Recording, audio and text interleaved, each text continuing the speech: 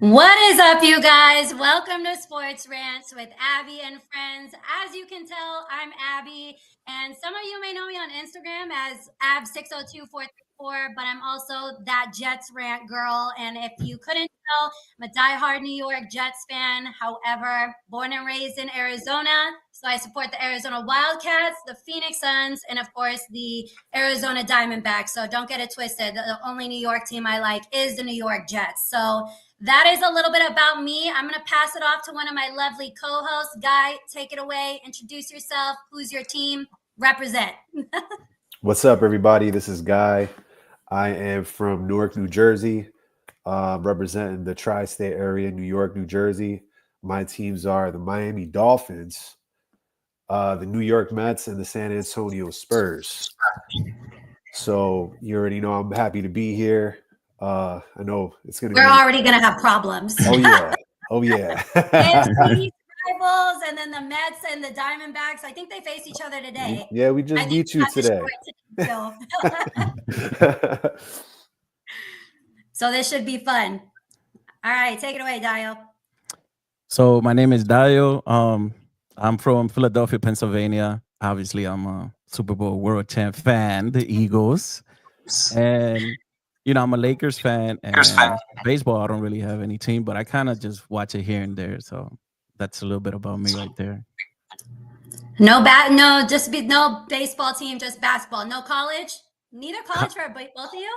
College for football, I like Ohio State for a long time. Even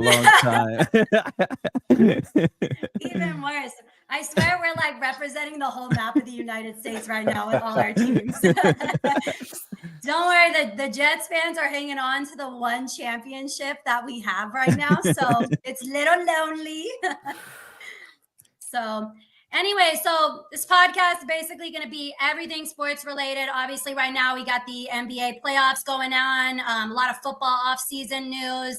So we're going to touch base on basically everything. But of course, it's Sports Rants. We're going to be ranting. And at the end of every single episode, we are each going to go on a little spiel about whatever sports topic we want to. It can basically be all over the place. It's going to be chaotic. And if you watch any of my content, you already know what to expect from me. So since we're in NBA playoff season, let's go ahead and start with the Knicks. I know Knicks just won. So I know one of you had a lot of words to say about the Knicks. So I'm going to let you take it away, say whatever you want to say. I know you're probably hyped right now as well. Knicks fan, listen. This has been coming for decades. They make you believe that they're good. They make you believe like they're ahead and they got hope. They give you hope. And honestly, I don't see it. I don't see the Celtics falling to the Knicks. Even though the Knicks got a good team, it'll be fun to watch them in the championship. But I just don't see it because it's always false hope. So I just don't get your hopes high. There's still plenty of basketball to be played. I feel like I deal with the same thing when it comes to like the Suns because like we got like this squad together all for literally nothing. We didn't even make the playoffs this year. You know what I mean? And I know they just won again right now, up 2-0. But you already expect it to fall apart. And honestly, like being a New York team, like it's the same luck has been passed around between like the Jets, the Giants, the Mets, the Yankees. You know what I mean? So I feel like honestly, I'm on board with you. Their time is coming. There's no way that you can keep going with 20-point deficits through the playoffs and still be expecting to win. I'm surprised, honestly, at this point that they're not gassed. And it was the same thing today as it was 2 days ago. So I'm actually pretty shocked.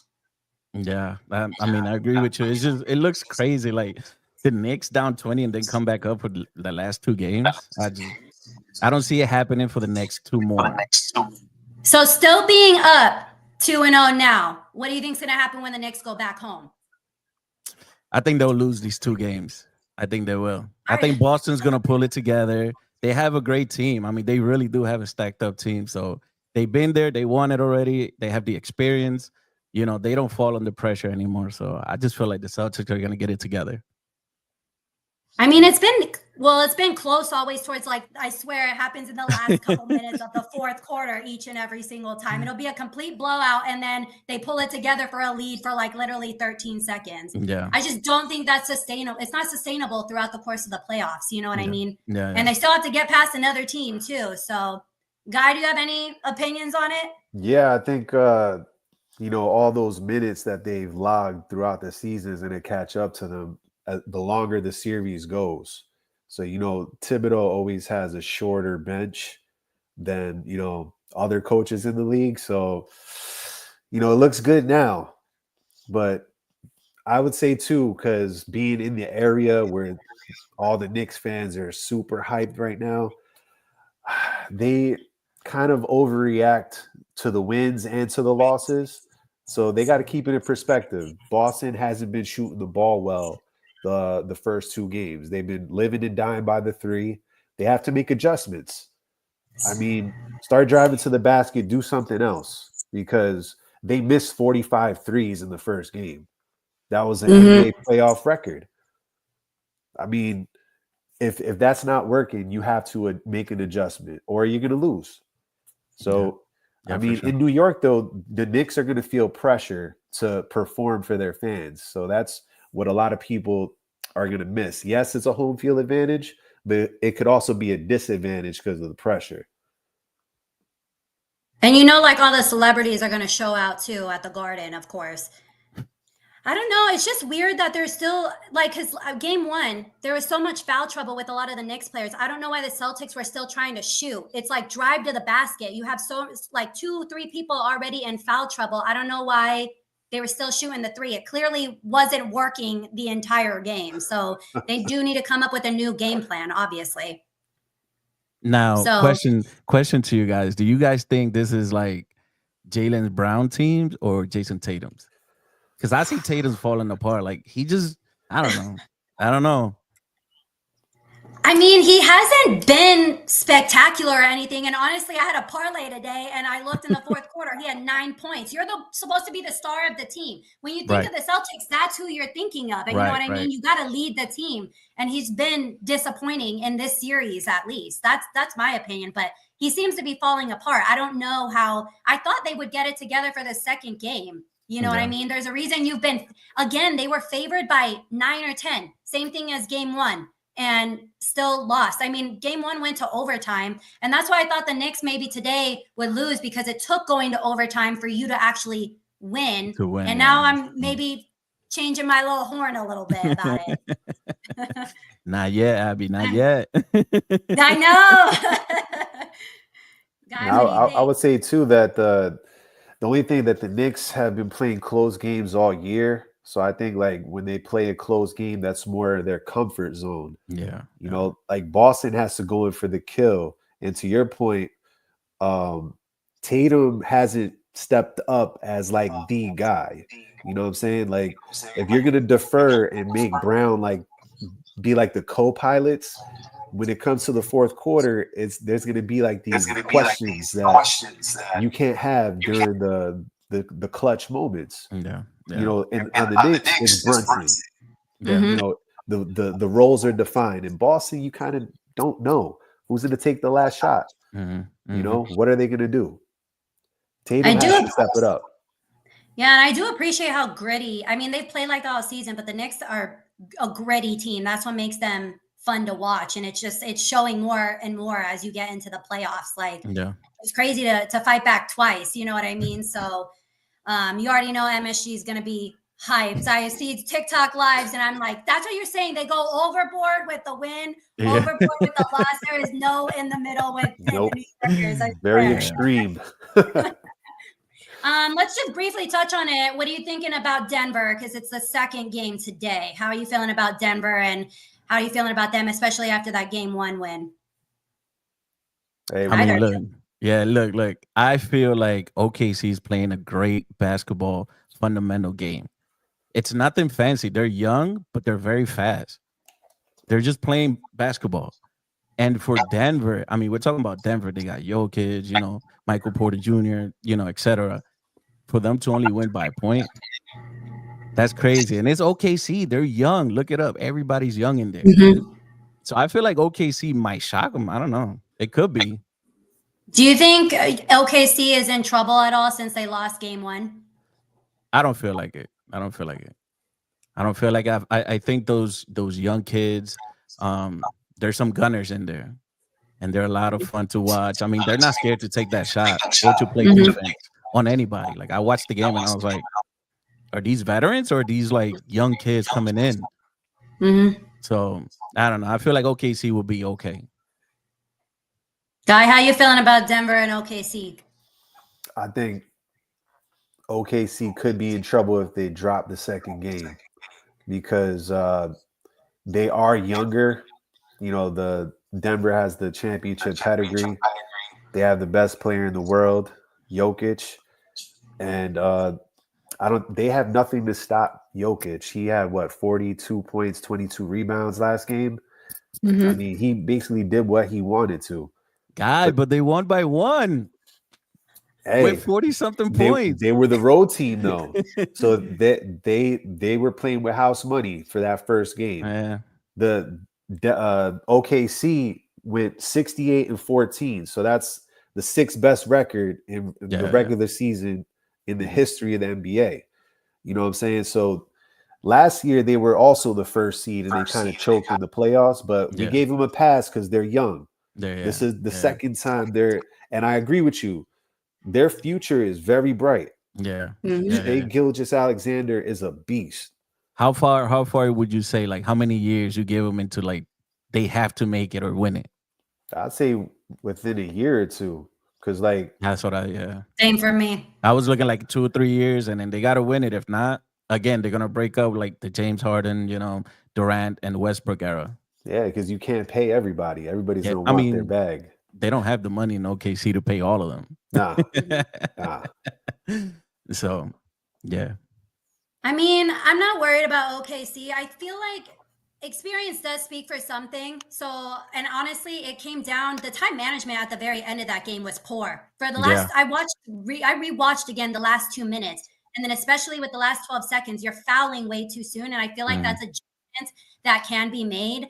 Let me tell you, I'm always posting about Aaron Gordon because he went to Arizona. And so I was so happy when he got paid. And to have 2 clutch threes in the playoffs, I am so happy for him. He was hyped after the game. I was like, and that's what I'm saying. They just, again, experience does count for something in these big moments. You know what I mean? To drain that 3 and especially being on the road at home, but or on the road, I'm sorry. But OKC, they're a young team. They can put it together. I think they can make the adjustments. They've made it all year. So I don't know why this game would be any different for them. Yeah. So now we got another game, and I know Guy has a few opinions about the Pacers. And let's talk about Halliburton a little, because that was a name that was trending all day today, all over my For You page on TikTok, Instagram, you name it. Look, I'm gonna let you take it away. I don't know why his peers, because that's who voted on this poll, and if they have some courage, they should stand on what they say. Whoever said that he's overrated don't know about basketball, because this man is a leader. He's a facilitator. He's a 2-time All-Star. I mean, he averaged 18.6 points per game, 9.2 assists. I mean, that's what you want in a point guard. He's a floor general. And then you saw the last game just drilling that 3. I don't know how he got the rebound, first of all. Exactly. Crazy. But for you to just let him just build up and get in that rhythm and just drop that J into your face, come on, man. And he's been proving people wrong his whole career, and kudos to him going to a small market, elevating the Indiana Pacers, because, a lot of times they're an afterthought. They're like middle America, nobody really cares, but they have their own style of basketball, and they're giving the Cavs a lot of problems. And I think they would give anybody problems because they have quality players throughout their organization, but it starts with him. And you can't be overrated. You made the Eastern Conference Finals last year, and you're in the second round this year on the brink of doing it again. And as we saw today, the East is wide open. And why not the Pacers? Yeah. I think there'll be a fun team to watch. And then watching him get 9 rebounds, I mean, that's crazy. Mm-hmm. Oh, point Now, guard going for 9 rebounds in the playoff. That's crazy. Especially him. Like, he's not even, And the overrated chance. And yeah, overrated. yeah. His reaction, his post-game reaction was so nice. He seems so humble. I'm like, how do you hate that guy? You know what I mean? He's like, I didn't even know that's a thing. Now, do you think that, like, the argument that I've seen a lot on social media is obviously the Cavs had 3 players out. You know what I mean? And I'm not going to lie, Ty Jerome had a horrible game. I love seeing, because I used to live in Virginia, so I watched DeAndre Hunter and Ty Jerome win a national championship together. Again, Ty Jerome was absolutely horrible, and that 3 was on him. You know what I mean? He got his like ankles knocked off a little bit. But do you think the Cavs are in trouble now? Go ahead, Guy. I think they are, because they're still dealing with the injuries, like you said. So that puts a lot of pressure on Donovan Mitchell. He's going to have to put at least 50 points a game just to have a chance to win. Like, he had, 48 yesterday, and they still lost. Mm-hmm. I mean, I don't know what else he has to do. But like you said, Ty Jerome has to step up. I guess the other guys on the bench, Strus, they're going to have to spread the floor and just knock down their shots. But without those 3 starters, Mobley's defense is missed. Even Hunter's defense is missed. Like, the matchup problems that they would cause would definitely give the Pacers problems. But without them, I see the Pacers winning in 6. Dio, you feel the same? Yeah, I mean, Cleveland is another Knicks. They make you feel like you got hope. They make you feel like, oh, they got a great squad, and then next thing you know, they fall apart as well. I mean, they did it last year. It's just that's what they're doing nowadays. I mean, you got to just play through the injuries. You know what I mean? Yeah. This happens all the time, and that's why you got to have a bench. That's why you need these other guys to step up. And unfortunately, they didn't. You know what I mean? And you're right; these injuries aren't going to go away. They're not going to be prepared. So I think their Cavs are definitely in trouble. So I agree with you two there. I didn't have a rant about any of the games in particular. I had a rant about Knicks fans a little bit, simply because I'm not trying to piss anyone off, but I mean, so a lot of Knicks fans are obviously like Jets fans, which I get that. And I'm very happy for the Knicks fans right now, because I'm like, at least you got something, because the Jets are probably disappointing you. The Mets are probably disappointing you. And the Yankees are probably disappointing you. So I'm in my little group chat with all my Jets friends, like hyping them up. I'm like, I'm excited for y'all. Anytime my team does anything good, no one cares. No one cares in that group chat. It's overlooked. When the Yankees played the Diamondbacks and they won, silent. And then they won again, silent. And then they were like, it's just one game, and all complaining. And I'm like, dude, I hear you guys all season, and I don't say anything. And in my head, I'm like, let me have my moment, because U of A got eliminated in March Madness at the Sweet 16. Suns didn't even make it. Like, baseball right now is like the only thing I kind of have going for me. And the Jets are not going to be good this year. Let's be honest. They're blow it up. I mean, that's what they did. Blow it up. I have nothing to look forward to. So in my head, I'm like, let me have my moment. I let you guys have your moment. Let me have my moment. And that's what I'm saying, like overreacting to, I think because the Knicks fans, again, Yankees fans, so when the Yankees lose, they're like, it's season's over. And then when they win, it's like, we're going to the World Series. And I'm just like, dude, there's no balance in that chat. I love being in that chat. Please don't like block me and remove me. I love being in that chat. And I'm like, yo, if you could hype me up just as much, that would be equally as great on my end. Because again, I get I'm the odd man out. I'm the only one that likes like the Arizona teams. No one cares about the West Coast teams. Let's be very honest. Like, it's just, we're on our own vibe and our own wavelength. Fields will be a comeback player of the year. Don't start with Justin Fields right now. I'm on board the Justin Fields train because I have to be. He has been passed around the league, and we will look crazy because we already had a quarterback from that class. Didn't work out. If this doesn't work out, it's going to be even more disappointing. Do you guys have any opinions on Justin Fields since it got brought up? Now I'm all hyped because you could always run the Wildcat the whole game. I I like Justin Fields. Like, he has potential. He has potential with a winning organization. 14 years without the playoffs didn't set you up for success. The only thing we set him up with was an O-line. Otherwise, it's like you got a few receivers. You can add Breece Hall in there too.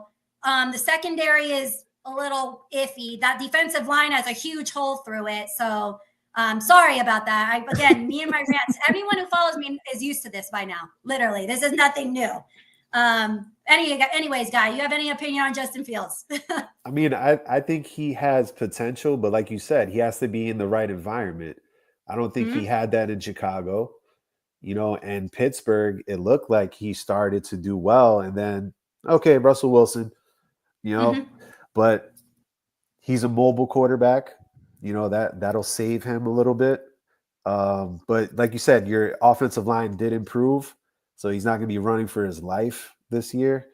But I would say that historically, Jets quarterbacks, they must have a curse, because every time they get excited for a quarterback, like Aaron Rodgers, 4 snaps, done for the year. Done.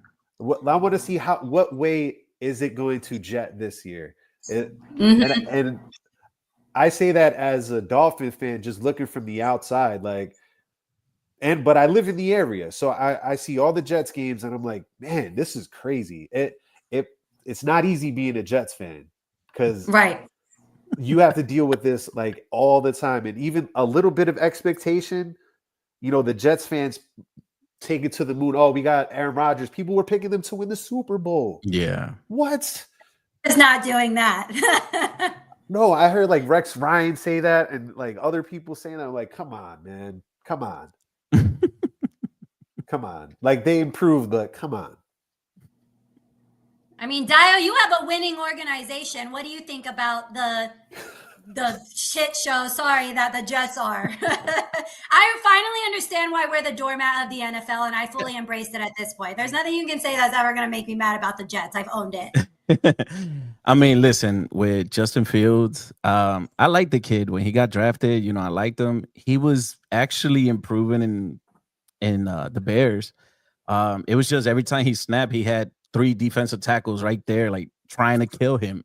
So I didn't understand why they moved on from him.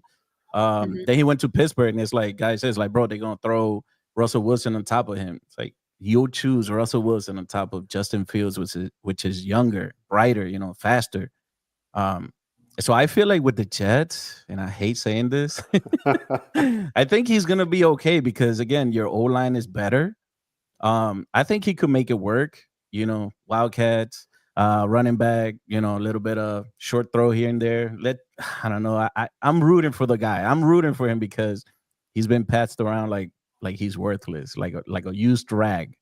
And I honestly feel like he has a lot of potential. He really does. And again, I would like to see him do really good in the Jets. But again, it's the Jets. This is what they do. Yeah.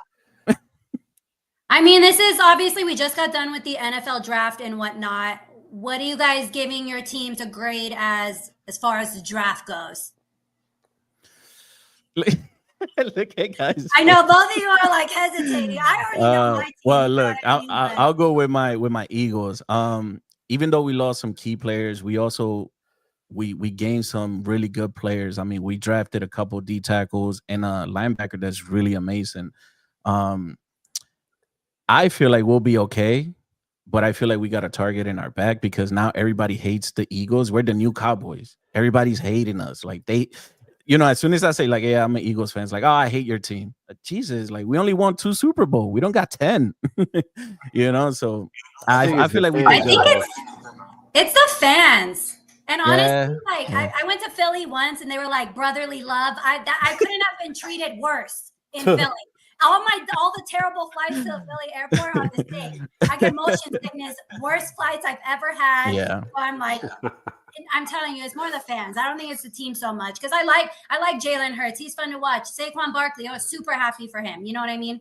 Listen, as an Eagles fan, I rant about this all the time. I don't like Jalen Hurts. I don't like him at all. I don't. I got so many arguments about that, but We're not gonna get into that tonight. So when Saquon we have Barkley, plenty of time to get into that.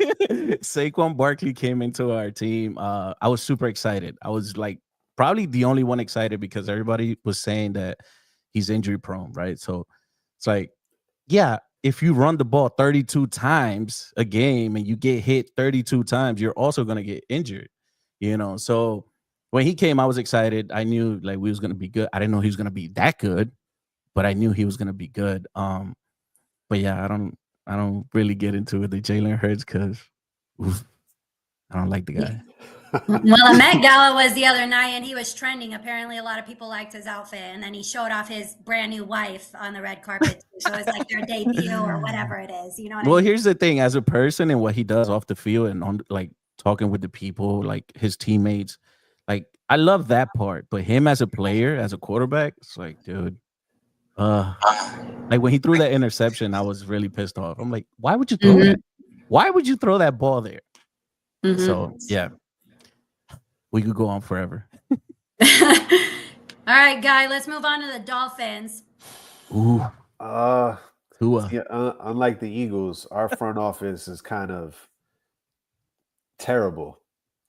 I think the Eagles have been the model of building a team. Like the way that they add what they need to sustain winning. It's like, I don't understand how they fit like all these guys in the cap.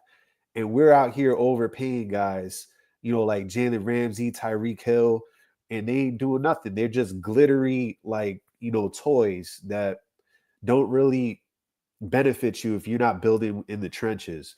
So I'm actually happy that they got like a defensive lineman, an offensive lineman. Like, wow, we didn't go for receiver, corner, but I give the grade that I give the Dolphins is like a C-, and that's being generous. We still have a lot of holes to fill. I think that they should have traded Jalen Ramsey during the draft and flipped him for some type of pick. But, we still have Tua. He's injury prone. I mean, that guy and his concussions, bro. I'll take Jalen Hurts. I know you don't like Jalen Hurts. I'll give you Tua, bro. I'll take Jalen Hurts. He probably do good. He probably do good with us too, He might, because you have the offensive line and a running back. You have a team, bro. I'm pretty sure the Miami Dolphins drafted a kid that went to the University of Arizona too. I think they did in the second round or something like that. I could be very wrong. I followed it because we had 4, which was like I think like a record since like 2000 or something like that. Wow, really? I'm pretty sure. Yeah, it's I believe he's Polynesian. Yes. I'm gonna mispronounce his name. That's why I don't want to say it. Yeah, me too. No, you're right. I remember that. He's great. He's great. So you guys lucked out there. I know he said that he was happy to be able to play with Tua. Like that's your guy. So. Oh yeah, because they go back to high school or something like that. Yeah. Now let me ask you, way too early, of course, as far as AFC East, just because we're in the same division. Where do you think Miami's gonna fall? We're in what I call perpetual mediocrity. So we're gonna be about 500. We're gonna flirt with the playoffs and probably miss the playoffs by a game or two, just like last year and the year before.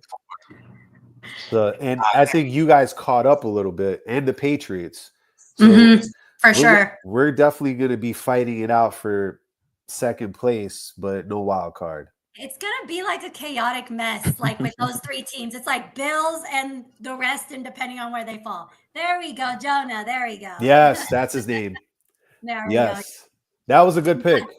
I know, and I thought so too. You know what I mean? And then I think like I said, it was a record year because obviously Tetaroa went over to the Panthers, and then Tyler Loop went over to the Baltimore Ravens, and of course they just released Tucker. So his job he'll probably have a starting job with the team now. So yeah, just crazy nonsense. I mean, I've been very honest with the Jets draft. I thought they did good. They hit with the first 3 picks, you know what I mean? And the rest is kind of like wherever they fall. I just feel like day 3 was a little lackluster in my opinion. That's the time where you kind of take a risk. And they didn't do anything flashy. They played it safe. They filled some holes, you know what I mean? Got some depth pieces. I get it's rebuilding, so we're not really like expecting too much. The only thing is I wish they probably would have drafted a quarterback. And I knew that it wasn't going to be Shadur because AG is not going to be, thank you, replace JFM. Yes, I thought they were going to focus a little more on the D line too, draft a quarterback. They didn't do it. They played it safe, which is fine. But I gave him like a B- or C+. But there's Jets fans that are out here. It's an A. I'm like, you don't even know half these players. You know what I mean? I'm like, and then it's unfortunate that Jordan Travis had to medically retire. So I'm like, this is why I was talking about drafting a quarterback. You know what I mean? Taking a little bit of a risk. But again, I fully understand they're playing it safe. And I'm just hoping this new coaching staff can develop some of these players. I think it's something that the Jets have had trouble doing with later round picks and whatnot. So we'll see what ends up happening. But I know we got to. How confident are you in Aaron Glenn, though? You know what? I like the story behind it. He wasn't like my top option or anything like that. I do like his attitude, though. He's very no nonsense, to the point. He doesn't entertain the media. I think he's going to do a great job at like handling New York and the culture and everything like that. And I kind of like how he's handled things so far. The Aaron Rodgers thing is a little separate incident. I know I'm a minority in that. People hated my take on that. But it's not going to his attitude is not going to translate over well unless you win. That's the thing. So I don't think Woody's going to do a lot of meddling until you're maybe 2 or 3. And if you're still not winning, you know what I mean? I think you got to give him a year to like figure it out and things like that and mesh well. But see, we got the Aaron Rodgers haters over here. Speaking of Aaron Rodgers really quickly, and obviously with Pickens being traded over to the Cowboys today, what do you think Pittsburgh's going to do now with the QB situation? Do you see them making any more moves? Man, here's the thing with the Steelers, though. I don't know how they do it, but at times they just do magic. I mean, they start putting pieces together and then they actually become contenders of at least the playoffs. So I don't know. I want to see what they're going to do. I'm very curious because, again, they're going to pull it together and they're going to make a decent team again. Or are they going to rebuild? I don't know. We'll see. I don't know. I'm very curious on that. Aaron Rodgers is still out there, but I don't know if you want to drop that pipe bomb into the mix because, I mean, Pittsburgh, their identity has always been defense. Yeah. You know, hard-nosed football. I don't know if Aaron Rodgers fits that, but it seems to me that it doesn't matter who the quarterback is for Pittsburgh. They find a way, like he said. And, you know, I don't know how much of that is coaching or how much of that is just them sticking to what they do best, and that's play hard-nosed defense. Because a lot of times their defense took them, you know, glossed over a lot of their offensive deficiencies. I mean, you guys are both right. They just always find, again, a winning organization. You find a way to put it together with the pieces that you have, and it don't even have to be the best pieces. You know what I mean? Nice. Just make it work. Yeah, I wouldn't know what that's like. But I'm happy for the people that do, having something that I don't know. But I mean, I don't know. It seems like Aaron Rodgers is going over there. I know today it was linked that Alan Lazard may be a trade piece that might be going over there, reuniting with Rodgers. Come on. Lazard took a huge pay cut to stay with the Jets.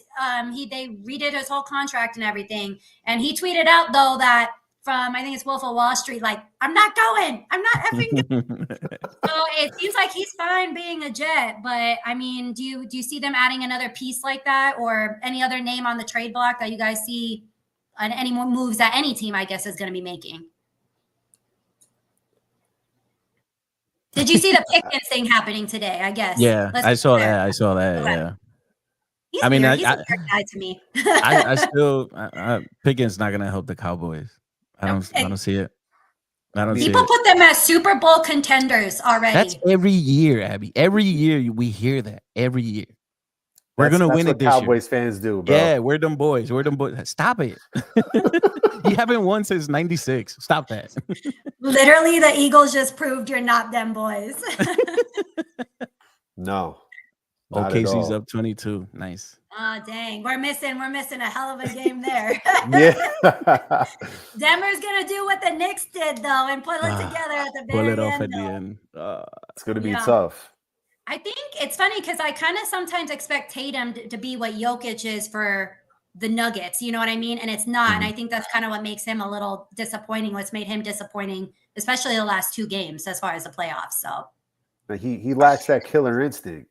I was just gonna say that. Yeah, he need to turn that switch on and like go at it. The Mamba mentality. Just go in. That's your team. That's your team. That's what you got to do.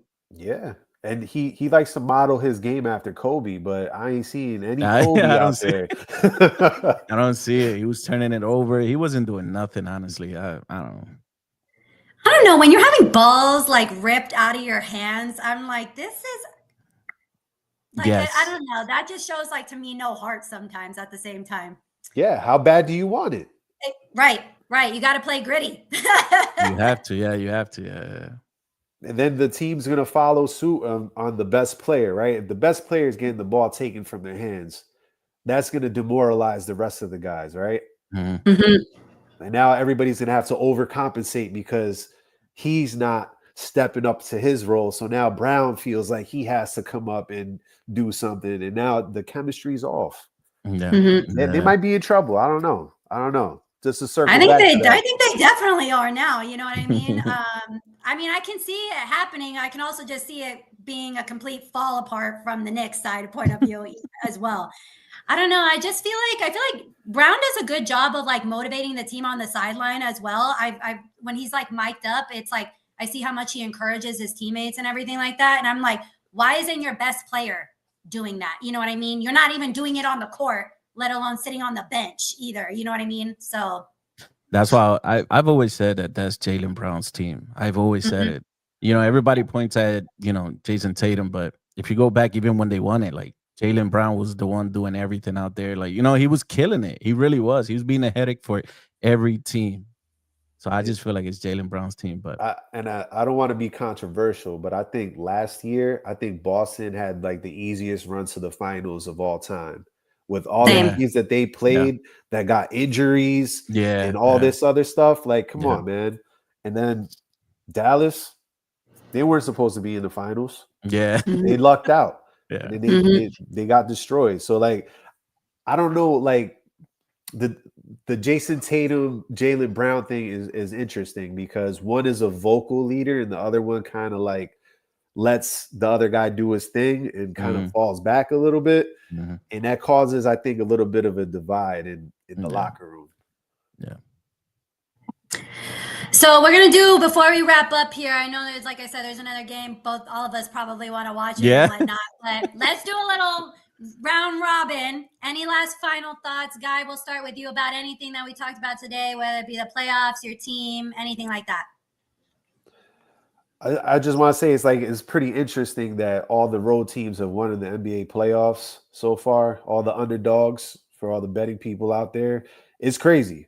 This has never happened before, and we'll see if Denver keeps it up. I don't think so, but not looking good right now. No, but it just shows how wide open the NBA is this year. So you can make a case that anybody could theoretically win the NBA finals.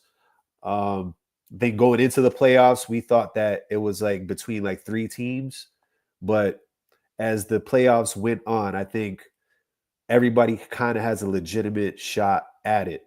You can make an argument at least. Everybody's playing like they deserve to be there. Yeah. Yeah, you're right. My take on that is how fun would it be to watch the Pacers and the Knicks go at it? Like old times? Yeah. See, like how much fun would that be? I mean, I want to see no one would have called that either. Yeah, no one would have thought that would have been the matchup. You know exactly. What I mean? Like I want to see it just cause like just take it to the old days, go at it. 2 teams that actually hate each other. And let Reggie call the game too. Yeah. Oh, that would be even amazing. Yeah, no, I think that's the cherry on the top. Like, do it. So yeah, like how much fun would that be? On top of that, what we talked about, I feel like OKC is gonna take over. They're gonna take over Denver.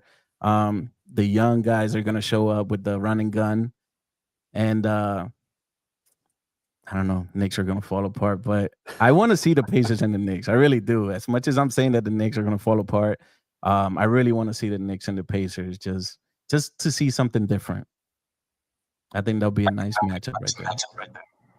I'm with you there. Honestly, again, the Suns are my team. They weren't going to even touch the playoffs, let's be honest. But so I really don't have no stake in any of the games, really. But I do want all the Arizona players to do good.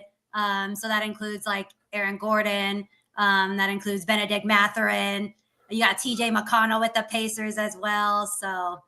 And then the only last thing is I'm ready for the NFL schedule to come out. Schedules be released next Wednesday. So that's probably something that we'll touch on a little bit. So we'll go ahead and wrap this up. But again, every same time next week, where you're going to be your sports hub for everything NFL, NBA. We got NHL going on right now too. So we'll catch you guys all. Have a good night.